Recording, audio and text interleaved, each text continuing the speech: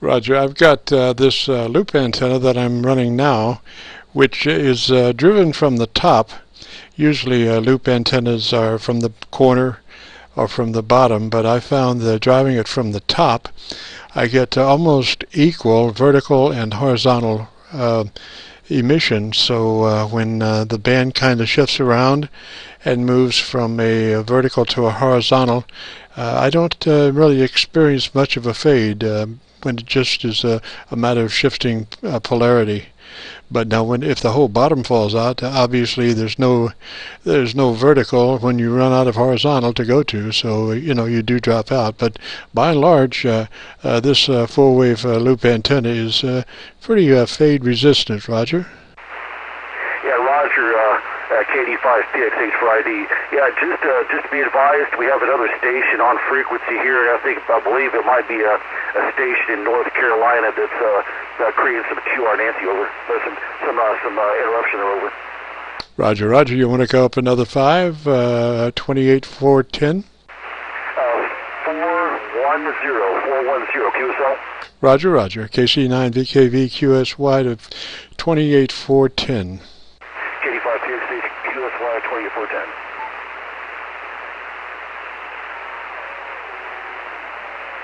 Okay, KD5PXH Echo Lima 29. Roger, Roger. Do you still have QRM? I know, it's nice and quiet now. Very good conditions down here in Texas today. Roger, so we'll probably run out of conditions now that we don't have any QRM to fight. Yeah, I had a sneaking suspicion that operator in North Carolina had no idea we were there. I could just barely hear him, and then all of a sudden he started walking all over on top of your signal, and I lost you there for a short period of time there, over. Roger that. Well, stuff happens, North Carolina, I once tried to contact the North Carolina phone net in the morning, and so I'm, I've got my, I'm running a Heathkit SB220, around a kilowatt on 75 meters, and I'm giving them a call, and they're copying me, but I can't copy them, and I know they're in their net, and I don't want to step on anybody, but none of those guys on that net was running any kind of power at all, and I couldn't believe it. I was kind of think, and I've had this happen, and I've observed it happen, where some stations are in a bit of a valley. And sometimes they can, because of backscatter, a combination of backscatter, they can hear that the station that's talking to them is having a dreadful time trying to copy them. It's just the weirdo thing with propagation there. Roger, they were all right in my noise level, and so I finally just had to clear out and try later, which I never did. But I couldn't believe, usually law of averages says one guy out of 5 is going to be running power, you would think, in a morning net, particularly the net controller, you would think. But alas, you're talking about North Carolina there. Yeah, and one of the things I've learned also from working 6 meters is it's worse than on 10 meters. But when the sporadic E conditions open up, it is a lot of fun, and there's pileups all over the place. Sometimes it's hard to have a Qso with somebody, and you've got 5 or 6, 7 people trying to talk to you at the same time. It's almost kind of comical over. Oh, Roger that. Yeah, some of those pileups, man, I've heard some of them that just sound like a whirl. There must have been 100 carriers in there. Oh boy, man, it sounds like a mean animal. And I figure I've not got a chance in the world of getting through that pileup, so I just kind of move along. But it's a scary sound when you can hear the full brunt the pileup. A lot of times, you can't because you're just hearing, your side of it and not the other guy's side. But there's been occasions where you could copy at least 50 carriers, and they're just unbelievable. The name here is Jim, Juliet India Mike. Roger. Okay, yeah, Jim, my name is Mike India Kilo Echo, and on QRZ, I wanted to make sure I got the call correct, because it shows that, I guess you're being on top of the river there, it's showing your address as being in Indiana, over. That's right. We're just across the river from Louisville. We're 3 miles west of Louisville on the Indiana side of the Ohio River. But if I say New Albany, nobody knows where that is. If I say Louisville, you've got at least some kind of a reference to go by, Roger. Oh, exactly. There's been a couple of times I've talked with operators in the state of Kentucky, and I'll tell you also is that my family. The progenitors of my family, going back to the very early 1700s, come from eastern Kentucky on the Big Sandy River over there next to West Virginia, and I've been there for family reunions and whatnot, and I tell them essentially, well, I'm in eastern Kentucky, and they're like, what part of eastern Kentucky? Is that anywhere near Lexington? And I tell them, no, it's further east than that, and they look at me like, in West Virginia? Yes, almost, yeah. Roger. I do a lot of VHF repeater DXing, and some of my favorite repeaters are down in that area. Let's see, La Follette, Tennessee, and Cross Mountain, Tennessee. Are you familiar with those repeaters?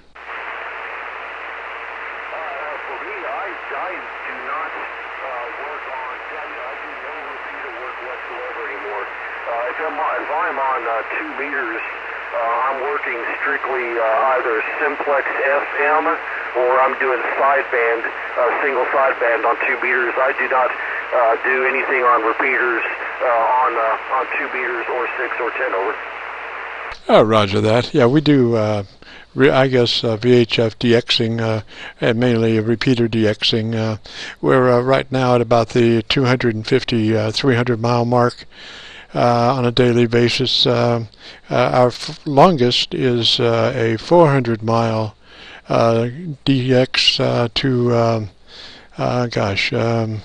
trying to think, it's in North Carolina, the real tall place, Mount Mitchell. They have a mountain that this repeater's on, 6,600 feet. The next stop up is passing satellite, Roger.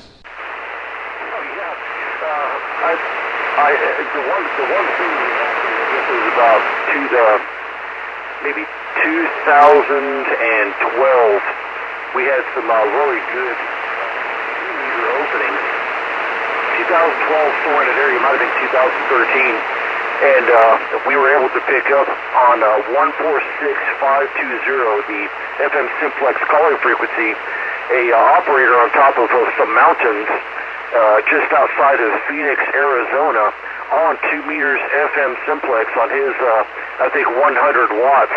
And we were picking him up here in Texas because of some rather unusual sporadic E openings. And that is, for us down here, it's a lot of fun. Roger that. That's, I always am amazed at the capabilities of VHF. Most people, kind of figure it to be about 50 miles, 60 miles, but we're, daily 150 miles to London, Kentucky, and quite often 250 miles, 240 miles to La Follette and Cross Mountain. So that 400-mile mark doesn't come around too often. Just the way, I guess, the propagation breaks up. But yeah, we do have a Qso-Vlog page on YouTube where we just started the Qso-Vlog page about a year ago, and we're running right now about 115 Qso-Vlogs on that page. And I am recording this Qso, Roger, and I hope to have it uploaded maybe in the next couple of days. If you go to YouTube and do a call letter search, Kilo Charlie 9 Victor Kilo Victor. And I'll repeat again, Kilo Charlie 9 Victor Kilo Victor. That'll take you right to our Qso-Vlog page, and right at the top of that page there's one entity that has all 115 Qsos in it, and this should be right up at the top, right under Art Bell. Roger, roger. Okay, I'm scrolling through now trying to bring up YouTube. My local server is a little bit slow, so I'm trying to get YouTube to come up and become operational there, Roger.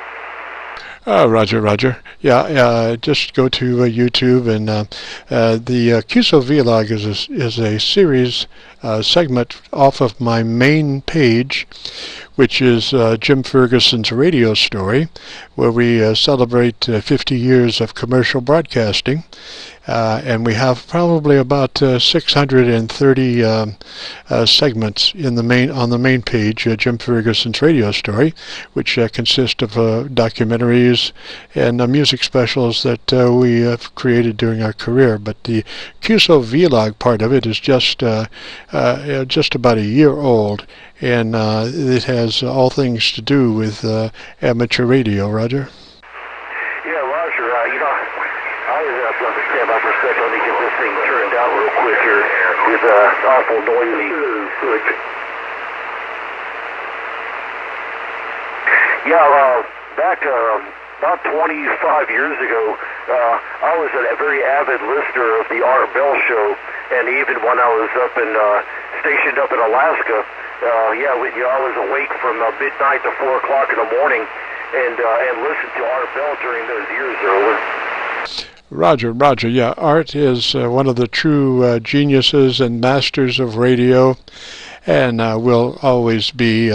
He obviously is doing something. I'm not sure exactly what he's doing right now, but he did have a situation with Sirius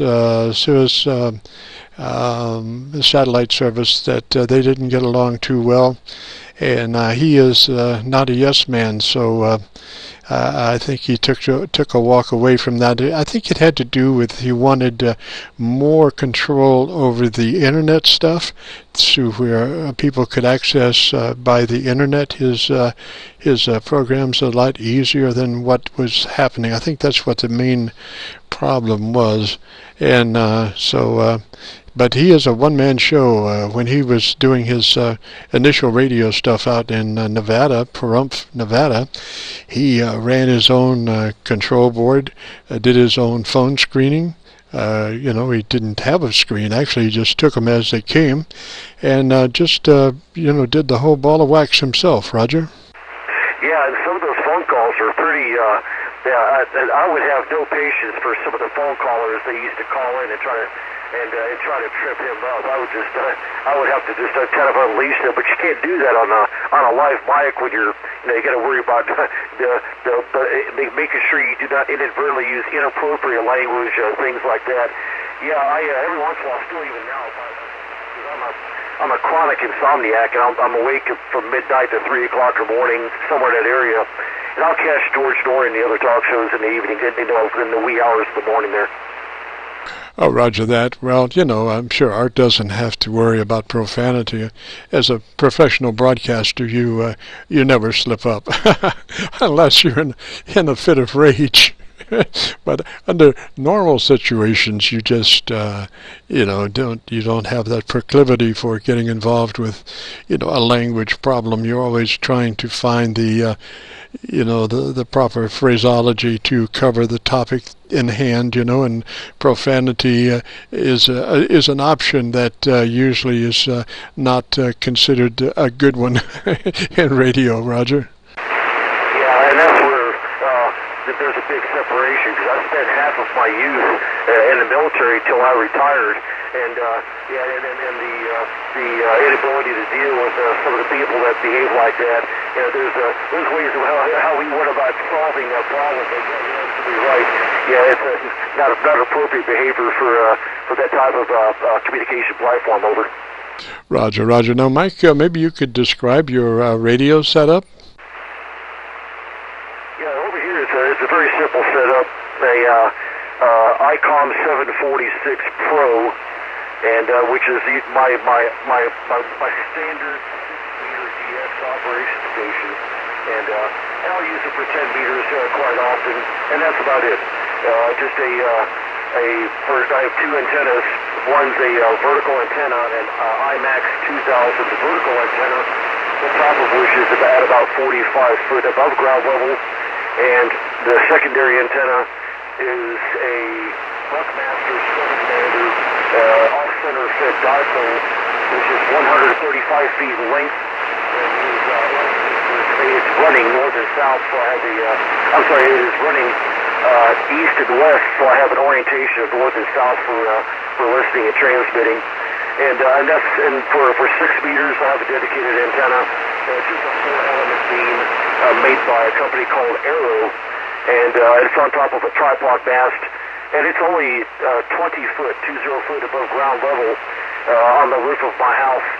And I've worked 10 countries and 38 states on that antenna. Over. Oh, Roger. Well, doing quite well there. It's always amazing, you know. You don't run any power at all? Oh no, sir. Strictly barefoot, and I'm running off the batteries. You had to remind me that I had to get off of my battery because it was getting kind of low, and it was knocking down some of my peaks. And so now I'm running off of a switching 30 amp Antron power supply, while my battery continues to charge up with whatever sun we got left for the rest of the day. Over KD5PXH for ID. Roger, Kilo Charlie 9 Victor, Kilo Victor. So you do have AC backup for your radios in case your batteries get low? Yeah, that's correct.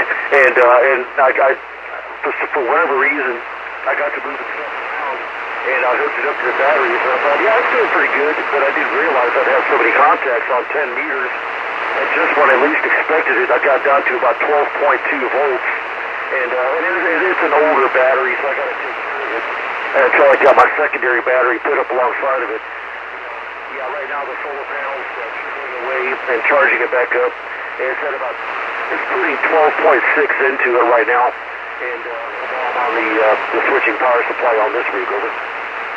Roger. Well, today has been a fairly active day for the band. It hasn't been a real good day as far as efficiency, but it has been open, in a marginal kind of way, all, late morning and until now, all over the place, up through Connecticut and Florida and around North Carolina some, but like I say, not necessarily major signal strengths, but workable anyway. Roger? Well, so far we've been doing pretty good between the state of Texas and the state of Kentucky, which we have the state of Texas and the state of Kentucky have a few things in common there, Roger. Roger, I'm running the SB220 about 700 watts on this channel, Roger. Yeah, I can tell you're running some type of power, and just because of the way it's being driven, and of course with mine I'm strictly just a barefoot operation. Over. Oh, Roger that.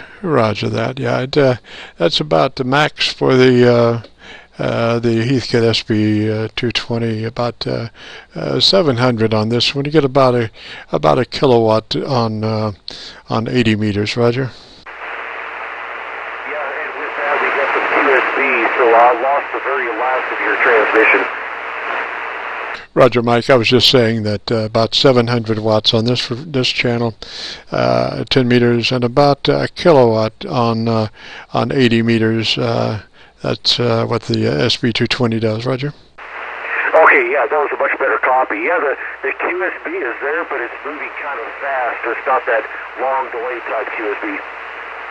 Roger, is it like sideband adjacent channel stuff or what? Yeah, no, it's just the fading that takes away your audio and most of your signal, and then it comes right back very, very quickly. And sometimes the fading is very long, drawn out, but today is just quick, and it may have be tied in a lot with the sporadic E clouds that are moving around also. Roger, that's about the same that it's doing here. It is fading down and then, you know, coming back pretty quick up to, well, I don't run my receiver right the normal way, you know, like what I can't give you an S meter reading because I've got my audio and my RF tied together, and just bring them up as needed so I don't go into compression in the AGC, but you are, by and large, you know, a 5.9 signal, Roger. Okay, very good. All right, Jim, I've got a few things I need to take care of here before it starts getting dark outside. This Qso's been an absolute pleasure, and look forward to catching you on 10 meters another time. Roger, Mike, and if you get a chance, check out the Qso-Vlogs up on YouTube with the call letter search Kilo Charlie 9 Victor Kilo Victor. It should be posted tomorrow or the next day, and you'll be able to hear, you know, all the transmissions back and forth. So we'll say threes out that way to Texas. Houston, you have a real good day, sir, and we'll catch you later. This is Kilo Charlie 9 Victor Kilo Victor.